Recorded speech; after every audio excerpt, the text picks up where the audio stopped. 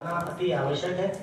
उसमें सबसे पहला तो यह है कि वो परीक्षा केवल वही बच्चा दे पाएगा जो बोर्ड की प्रथम परीक्षा में पंजीकृत है और प्रथम परीक्षा में बैठा है।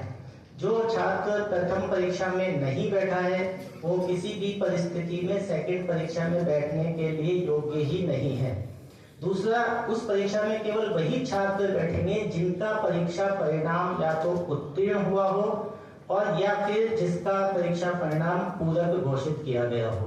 जो छात्र पूर्ण रूप से अनुत्तीर्ण घोषित किया गया है वो छात्र सेकंड परीक्षा के लिए योग्य नहीं है। उसको अगले वर्ष 2027 की परीक्षा में वापस से सभी सब्जेक्ट में बैठना पड़ेगा।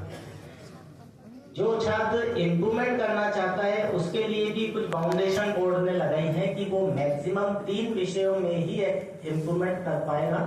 उसमें भी उसकी एक लैंग्वेज होगी और 2 सब्जेक्ट एकेडमिक सब्जेक्ट होंगे। साइंस, मैथ, सोशल साइंस में से कोई सा भी एक सब्जेक्ट हो, 2 सब्जेक्ट चूज कर सकता है। तो कुल मिला के 3 सब्जेक्ट में ही वो इम्प्रूवमेंट कर सकता है। यदि किसी बच्चे के सप्लीमेंट्री आई है तो एक सब्जेक्ट में अगर सप्लीमेंट्री है तो वो 2 सब्जेक्ट में इम्प्रूवमेंट कर सकता है। सप्लीमेंट्री और इम्प्रूवमेंट दोनों एक साथ कर सकता है।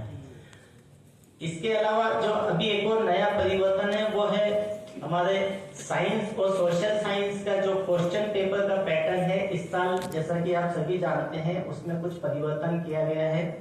साइंस का जो क्वेश्चन पेपर होगा वो 3 पार्ट में विभाजित होगा, फिजिक्स, केमिस्ट्री और बायो। और इसी तरह सोशल साइंस का जो क्वेश्चन पेपर होगा वो हमारा 4 पार्ट में विभाजित होगा, इकोनॉमिक्स, पॉलिटिकल साइंस, ज्योग्राफी और हिस्ट्री। तो आप सभी से अनुरोध है कि बच्चों को इस बारे में अच्छी तरह से अवेयर कराएं कि वो अपने जो कॉपीज है उस कॉपीज में पार्ट निर्धारित कर लें। क्योंकि जो हमारा क्वेश्चन पेपर होगा उसमें भी ये लिखा हुआ होगा, उसमें भी ये इंस्ट्रक्शंस होंगे कि पार्ट ए के लिए 1 से लेकर 10 पेज तक आप सुरक्षित रखें, पार्ट बी के लिए इस पेज से इस पेज तक सुरक्षित रखें, पार्ट सी के लिए इस पेज से इस पेज तक सुरक्षित रखें। और बच्चे को इस बारे में अच्छी तरह से सेंसिटाइज भी करें कि वो अपने क्वेश्चंस का आंसर उस पार्ट में ही दे। अगर वो उनको मिक्सअप कर देगा तो जैसा कि हमारे परिपत्र में भी इस बारे में लिखा हुआ है कि उसका उस आंसर्स को इवेल्युएट नहीं किया जाएगा और वो सही होने के बावजूद भी हो सकता है कि उसके अंक नहीं दिए जाएं।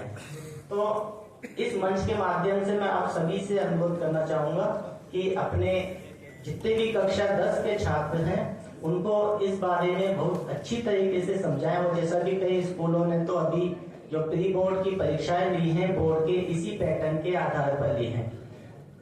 और तीसरा जो हमारा इस साल सबसे बड़ा परिवर्तन है वो है कक्षा 12 की जो हमारी उत्तर पुस्तिकाओं का मूल्यांकन होगा वो ऑन स्क्रीन मार्किंग सिस्टम के माध्यम से किया जाएगा।